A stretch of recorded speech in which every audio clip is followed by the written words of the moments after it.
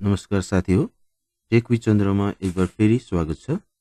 साथीहरू, आज यो भिडियोमा हामी गुगल क्रोम जो युज गर्छौं, जहाँ सर्च इन्जिनमा गुगल लेखेको हुन्छ, त्यसमा आफ्नो नाम कसरी राख्ने या कस्टमाइज कसरी गर्ने, यो सबै प्रोसेस यो भिडियोमा जान्न सक्नुहुन्छ।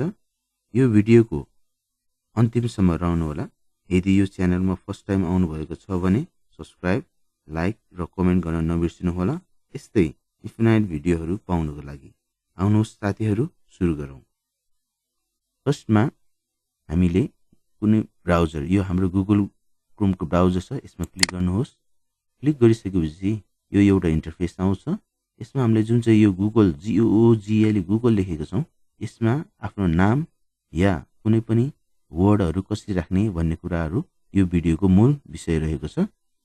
अब यसमा हामी जुन चाहिँ यो सर्च बटन लेखेको छ, यसमा हामीले माई डुडल MYDOODL डुडल भनेर इन्टर गर्छौँ। इन्टर गरिसकेपछि यो एउटा गुगल सर्च इन्जिनले एउटा यस्तो लिङ्कहरू खोलिदिएको हुन्छ। यसमा फर्स्टमा हामीले क्लिक गर्छौँ, my doodle Chrome web store भन्ने यसमा क्लिक गर्छौँ। क्लिक गरिसकेपछि यो अर्को इन्टरफेस आउँछ। यसमा माई डुडल भनेर लेखेको हुन्छ र यता छेउमा यता राइट साइडमा एड टु क्रोम भनेर लेखेको हुन्छ। एकमा क्लिक गर्नुहोस्। क्लिक गरिसकेपछि अर्को एउटा इन्टरफेस आउँछ सानो, हैन, पपअप विन्डो आउँछ। यसमा हामीले एड एक्सटेन्सन र क्यान्सल भन्ने आउँछ। यसमा एड एक्सटेन्सनमा क्लिक गर्छौँ।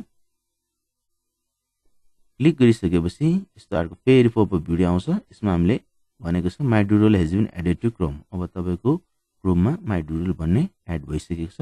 यसलाई हामीले क्रस गर्छौँ। क्लोज गरिसकेपछि तपाईले आफ्नो गुगल क्रोमको यो विन्डोजको इन्टरफेसको राइट साइडमा यो सानो तपाईले देख्न सक्नुहुन्छ, यो एक्सटेन्सनको यो सानो यो आएको हुन्छ। यसमा क्लिक गर्नुहोस्। यसमा क्लिक गरिसकेपछि यसमा माई डुडल भनेर लेखेको हुन्छ। यसमा क्लिक गर्नुहोस्।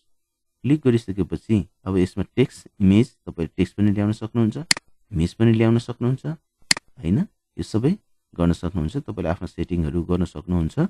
यसमा टेक्स्टमा हामीले टेक्स्ट रिलेटेड गर्न लाग्नु भएर माई डुडल भनेको लेखेको ठाउँमा आफ्नो लेख्न सक्नुहुन्छ। यसमा मैले यसमा तपाईले TECS take WITS with CSANDR चन्द्र लेखेर तपाईले यसमा प्रिभ्यू छ, यसमा प्रिभ्यूमा क्लिक गर्न सक्नुहुन्छ। क्लिकमा गरिसकेपछि तपाईले देख्न सक्नुहुन्छ यहाँ टेक विथ चन्द्र, अघि गुगल लेखेको ठाउँमा टेक विथ चन्द्र लेखेको छ। यसरी तपाईले आफ्नो चेन्ज गर्न सक्नुहुन्छ। अब तपाईले आफ्नो गुगल क्रोम खोल्दाखेरि जस्तै GOOGL.com भनेर लेख्नु हुँदाखेरि अब तपाईको टेक विथ चन्द्र भनेर आउँछ। यसरी यो भिडियोबाट तपाईले कसरी गुगल सर्चको त्यो लेखिएको यस भागमा चाहिँ आफ्नो नाम या कुनै पनि टेक्स्ट कसरी राख्न सक्नुहुन्छ भनेर तपाईले जान्नुभयो। यस्तै यसलाई हटाउनको लागि पनि तपाईले यसलाई फेरि चाहिएन, यसलाई फेरि पहिलेको जस्तै चाहियो भने पनि हजुरले यसमा फेरि क्लिक गर्नुहोस् र माई डुडलमा गएर यो अफ गर्न सक्नुहुन्छ, हैन। अब तपाईले यो भिडियोबाट कसरी यो गुगलमा आफ्नो नाम या कुनै पनि टेक्स्ट चाहिँ कस्टमाइज गरेर राख्न सक्नुहुन्छ भनेर जान्नुभयो। त्यसको लागि आशा छ तपाईले यो भिडियोबाट केही सिक्नुभयो होला भनेर।